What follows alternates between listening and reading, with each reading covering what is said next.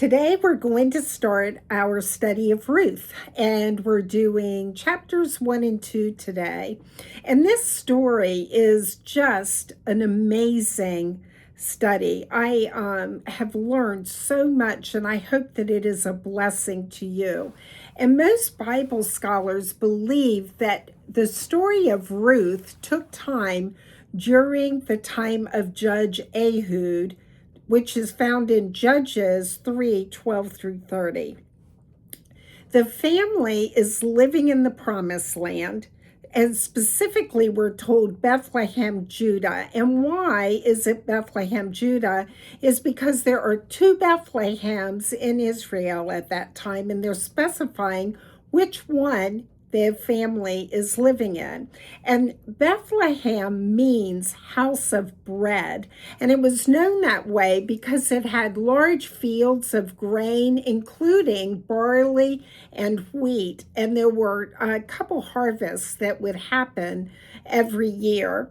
And we're told that it came to pass that during that time of the judges, that there was a famine in the land.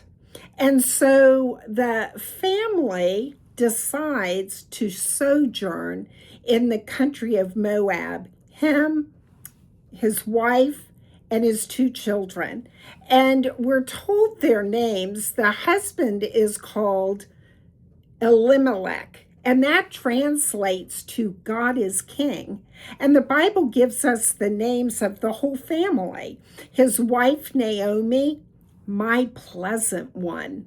And they had two sons, Mahlon, who's called sickly, that's how that translates, and Chilion, who is withering away and puny. Can you even imagine naming your children this? But most devout Hebrew parents chose names that referenced an event that was happening or had happened at their birth, or that indicated a child's particular destiny.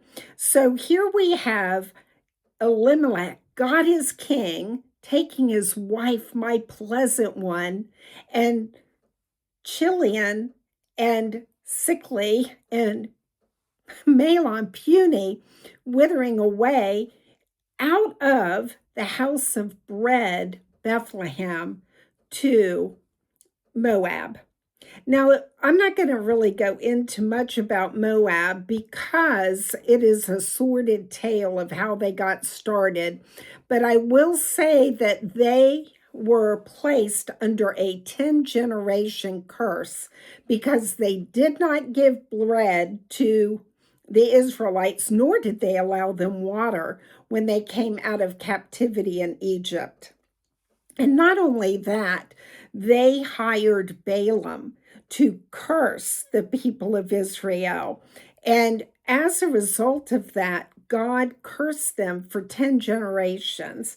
And the land of Moab is very dark. There are a lot of idols. There are wild orgies, lots of drinking. They worship Baal and Chemosh. They do human sacrifices. Basically, it is a land of doing whatever it is you want to do, and there is no real restrictions. So I had to ask myself, why in the world would they choose to leave the promised land, even though there's a famine, and take off for Moab? And it may have been that when King Eglon of Moab conquered the city of palms, it was called, it indicates there was a lot of water there. And it's only a 10-mile walk from Bethlehem, Judah, to Moab. So that, I think, is why they had gone off.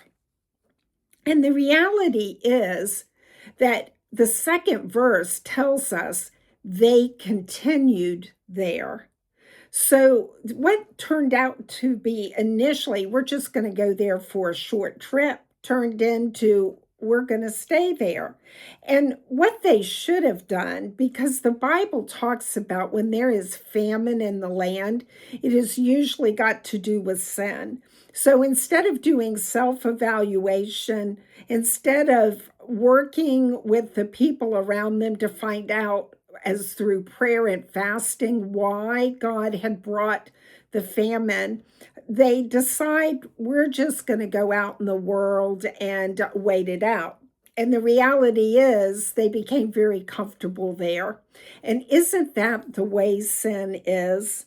We become so desensitized to what we are seeing, hearing, and experiencing that the next thing we know, we lose sight of God and begin to serve self. Everyone is doing it, we think. We can get comfortable in the dark, sinful place, not thinking about the consequences. How very quickly we transition to, I'm just going to watch that TV show or movie that's got all this inappropriate sexual activity between unmarried people, or violence, murder, stealing. How quickly we transition to, let's just go out to the winery, have a flight of drinks, and then get in our vehicles and drive home or to the next place that we want to go. Or how often do we say, I just want to sleep in. I just want to skip church because I just don't want to go today.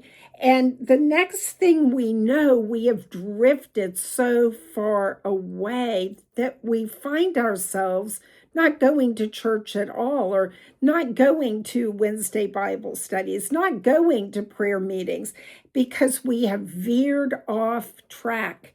We have wandered away. We've gotten comfortable going full bore into living in the world. And the own children, Malon and Chilion, took wives of the pagan women. And that happens just like our children, as they notice, as we begin to embrace the culture, that they too begin to embrace the culture that they see. Our relationship with God begins to die.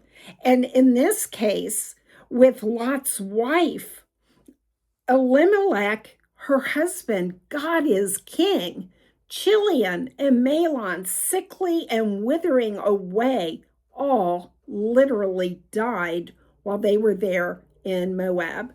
Not one thing had gone right for that family since they left Bethlehem. And Naomi literally lost everything. She lost her husband, she lost her sons. And we have to remember that a widow woman in that time who had no job, no land, and no family to provide for them had literally no hope. Especially a widow who is living in this foreign pagan land of Moab. The family themselves had been very at home here. Their sons had 2 wives, Orpah and Ruth, Moabite women, and the Jewish law Naomi knew, forbid them taking wives outside the Jewish faith. And this is exactly what Balaam had prophesied and suggested to the king of Moab, to bring God's judgment upon and cursing upon the Jewish people. And how often in life, when things get hard, do we try and solve the problem ourselves without turning to the wisdom of God? There are tests in life that we all experience, and it is not because God wants to see what we will do. He has all knowledge. He knows exactly what we're going to do. He knows the past, he knows the present, he knows the future. He wants to show us what is in our heart. He wants us to know what we are going to do, because he wants us to turn to him. He wants us to grow. He wants us to conquer this problem in our lives in a way of faith.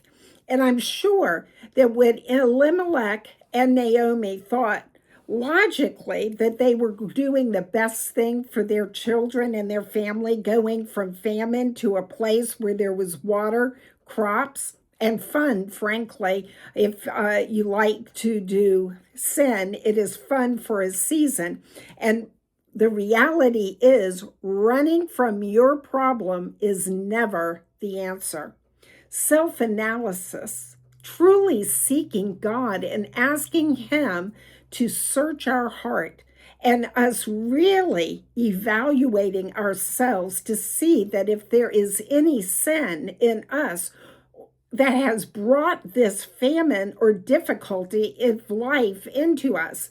And our individual decisions affect our entire family. The parents decided, we're going to stop going to church in Bethlehem. We're going to stop interacting with the people in Bethlehem. We are going out into the world of Moab. Doesn't Satan always make things look great to us? Come on, he says, step over here. Things are easy. Everything you need, food, water, easy living, fun. Come over here. He just doesn't give you the cost of it. And when we go outside of God's covering, it comes with a great price. There are many who have stopped going to church. They've stopped going to Bible studies. They've stopped going to prayer groups. They don't have family devotions. They don't seek the Lord together. They don't even sit down to dinner together in most families today. They don't even talk over the day. Your children notice these things, and they see you comfortable going out into the world and compromising, making excuses, justifying sinful things that we do. And that comes with a high cost. It affects the entire family. Actually, it spills over into the entire society. And we use excuses like saying, I know the Lord. I'm okay. Once saved, always saved. But at what cost to yourself and to your children and to your grandchildren? In this case, with Elimelech and Naomi, their boys took on pagan wives and they made their way in that world, outside the promised land, outside of God's call on their life. And we need to remember God always, in times of difficulty, in times of judgment, in times of famine, He has a Goshen for His people. It is a place of provision and protection, a place of peace, a place of refuge in the storm. And it may seem like what is going on is so hard. We feel so hopeless, so alone. And everything that glittered so bright in the past drew them out. And it does to us too. And they went to Moab, and now their lives are a heap of destruction. And this is when we are told Naomi has gotten to the end of herself. Everything important to her is now gone. Her husband and her sons are all dead. And she is going back to the land of promise after 10 years of miserable living in that wicked world. She recognized that she should have just stayed in Bethlehem, the house of bread. And how many of us have traveled that into the world of fun, moments that we found have cost us far higher in our lives than we anticipated the cost. The good news is that we are going to see that we can always come back home. God always has His arms wide open to us, saying, I will restore you. I will help you. Come back to me. Come. As long as you have breath in your life, no matter what it is you have done, there is restoration, there is forgiveness, and there is our God who wants to lavish your life with peace and restoration. So then we're told that she gets up one morning and she says, I've heard that in the land of my people that the Lord has visited and they're now full of bread, and I'm going back there.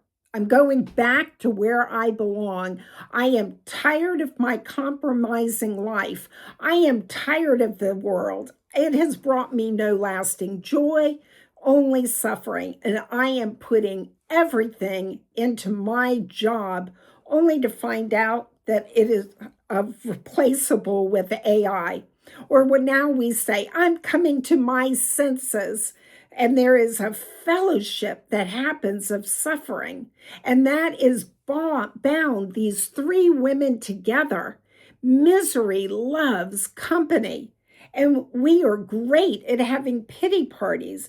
We're good at pulling one another down. And if you've ever been at a crab feast, you see how that crab is trying to climb up out of the pot, and those other crabs grab it and pull it back down. And that's how it is. And she is saying to them, I have made a terrible mistake.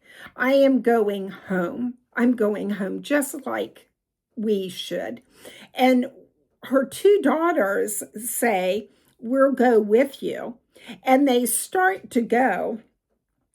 And Naomi says, go return to your mother's house. The Lord deal kindly with you as you have dealt kindly with me. And the Lord grant you that you find rest, each of you, in the house of another husband. And she kissed them, and they lifted up their voices and wept. And they said to her, surely we will return with you to your people. And Naomi knows that Moabite women coming into Bethlehem, the land of promise, they're not going to be well received. They're not going to be star citizens. And she is trying to get them to stay in their own culture. And she's telling them, I don't have anything. I can't give you another husband.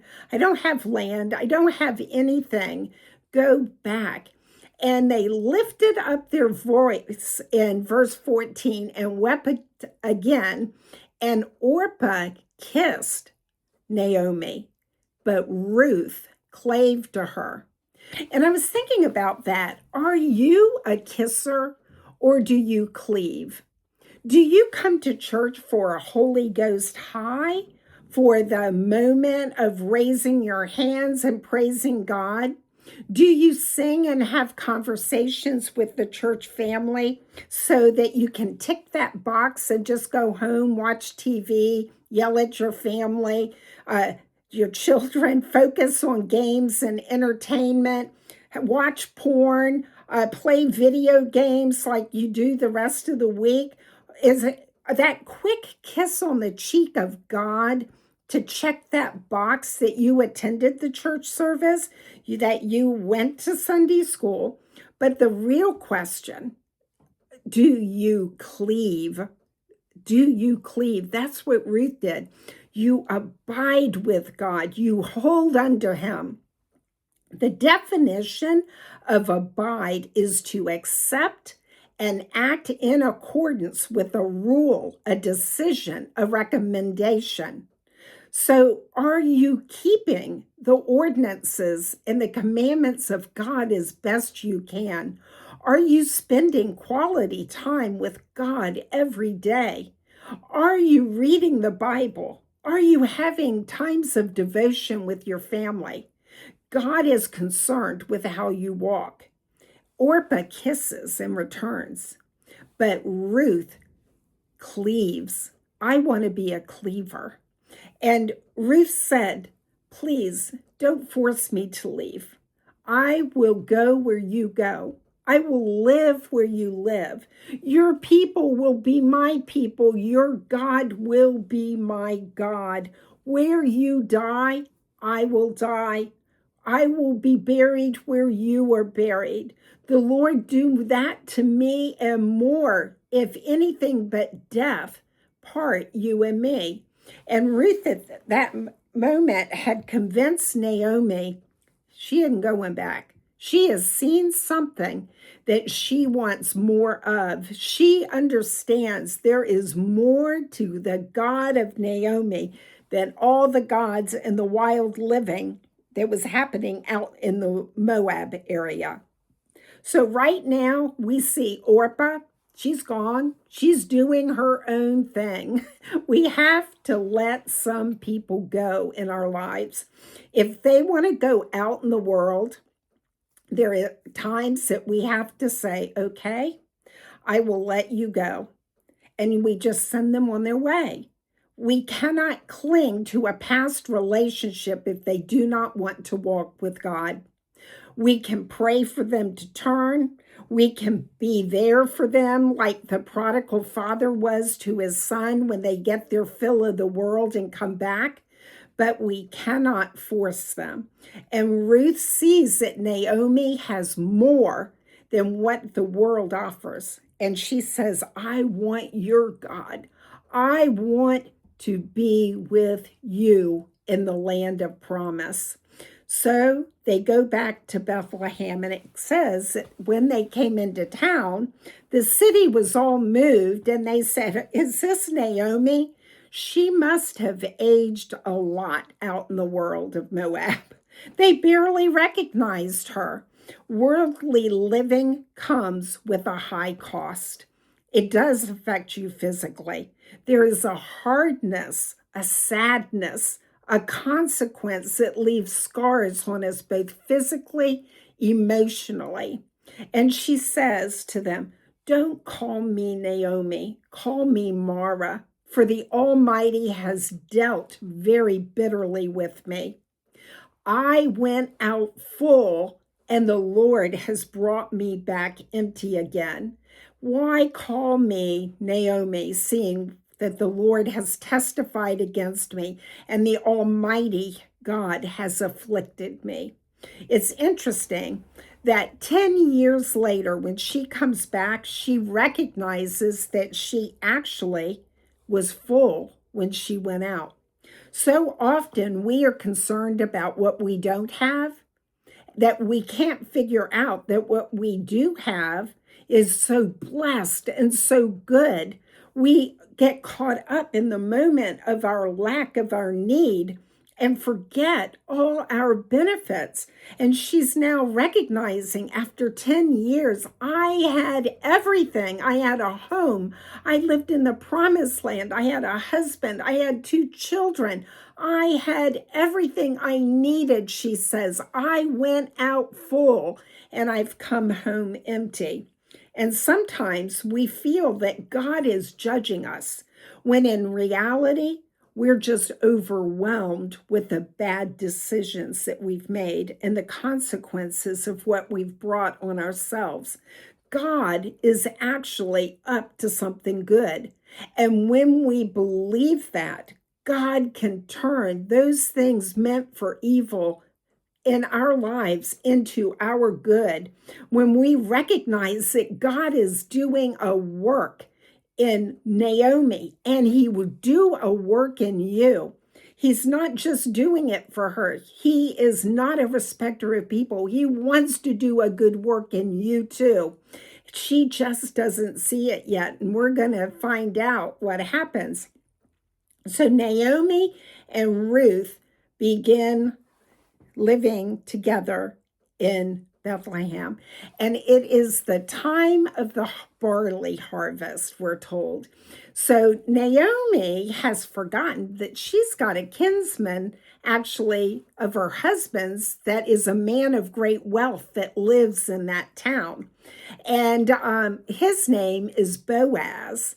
And so Ruth is living with Naomi, and she says to Naomi, let me go to a field and glean ears of corn after him in whose sight I'll find grace. And Naomi says, go ahead, my daughter. So she went and she gleaned in the field. I don't know if it was the first field she came to, the second, or whatever it was, but this is where we're going to see divine appointments happen, because she alighted And the Bible in chapter 2, verse 3 says her hap was to light on a part of a field belonging to Boaz, who was the kindred of Elimelech. Her hap, it was just an accident. Nothing just happens for accident. It's divine appointment. This is a picture of us when we are hungry, poor, and needy. Do you remember who first invited you to church? Someone who has prayed with you in times of need? Have you been watching a relative or a coworker or a friend that is walking through a very difficult time of life? And in a couple of years, it's all a distant memory because everything worked out one way or another. And so Boaz comes to town at the same time. So here we've got two divine appointments because he owns the field and the harvest is coming in. And he goes to the guys in the field and he says, "The Lord be with you." And they say, "The Lord bless you." Isn't that a wonderful way to go to work? The Lord bless you. Yes, bless you too. And Boaz says to the reapers, "Who's that girl over there?" And the servant says, "It is the Moabitish woman that came back with Naomi out of the country of Moab." In other words, everybody's talking in town that Naomi's back. She looks terrible. Everything was bad. She's changed her name to "Nothing Good's Happening to Me Now." And she brought this Moabite woman with her. And the servant is immediately able to tell all this to Boaz. So Boaz says to her, "I know all that you have done. I know how you have been taking care of your mother-in-law. I know how you have come and reaped. I know what you're doing." And he says, when people go down to, he says, when the women go to get a drink of water, I want you to drink from the water that's already been pulled up out of the well. And when they eat, I want you to eat with my damsels.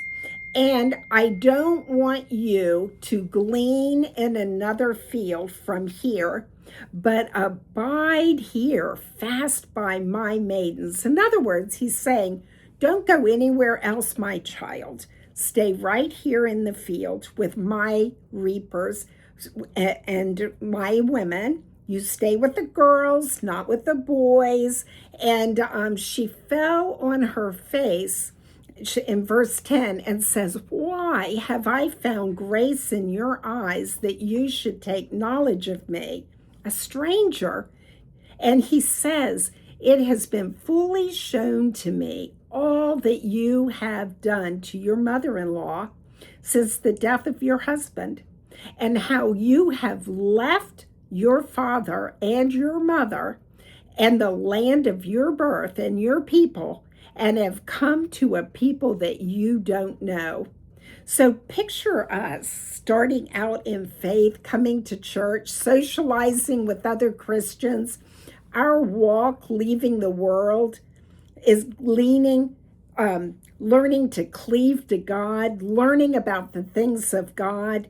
It is a step, and we need people to stand alongside us, to be kind to us, to mentor us, to help us, to walk with us through things. And Boaz is doing exactly that. And he says to her at mealtime, "Come on up and eat bread and dip your morsel in the wine vinegar with my reapers and maidens." And he gave her permission to be like his own people that are staffed there.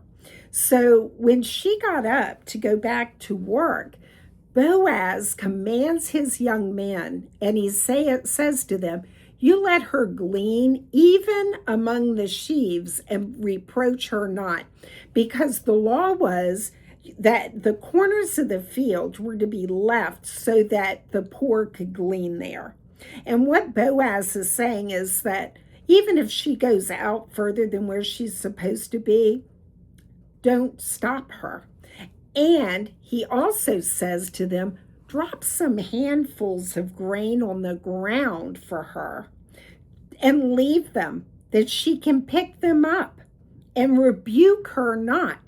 So she gleaned in that field morning till evening, and she beat out what she had gleaned, and she had an ephah, which they estimate is basically a bushel of barley.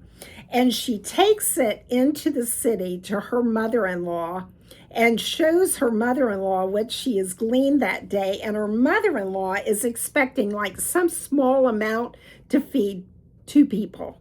Instead, she's got this massive amount. And she says, where in the world did you go glean today? Where were you? Blessed is he who took knowledge of you, because she knows this did not just happen. And she told her mother-in-law, hey, I went to this man's, his name's Boaz. And Naomi says, blessed be the Lord our God, who has not left off kindness to the living and to the dead. That man is a near relative of ours. He is a kinsman of Elimelech. And Ruth the Moabitess said, he also told me to keep fast by his young men until they've ended the harvest. And that, my friends, is not what Boaz had told her. He told her to stay by the maidens and don't be hanging around with the boys. And Naomi says, oh, my daughter, it is good that you go out with his maidens, not with the men of the field. In other words, Naomi's like, no, don't be hanging out with the boys. Hang out with the girls. So Ruth is submissive. She does exactly as Boaz has asked. She comes back to the field. But she does exactly what Naomi said, because in verse 23 it says, she kept fast by the maidens of Boaz to glean at the barley harvest of wheat. So Ruth obeyed both Naomi and Boaz, and it is hard for us to submit, to deny the first idea and thought that pops in our head. Sometimes we need to just slow down and process. I am going a new way. I'm living a different life. Are you welcoming to newcomers? Are you helpful and engaging to those who are not like you? Those lunches and breaks could have been very awkward for her, talking, backbiting, cruel gossiping going on. Are you willing to accept others? Are you willing to make them feel comfortable at home? We are going to see in this story that God abundantly restores Naomi. We are going to see that Ruth actually becomes the great-grandmother of King David. Turning from worldly living, turning away from our sin, while it is hard to do, God walks us through that process. And coming to the God of Abraham, Isaac, and Jacob for Naomi and for us can turn those pesky mistakes of life that we make and have God have a fantastic plan of restoration for you and me. We only need to yield to him. So be blessed today.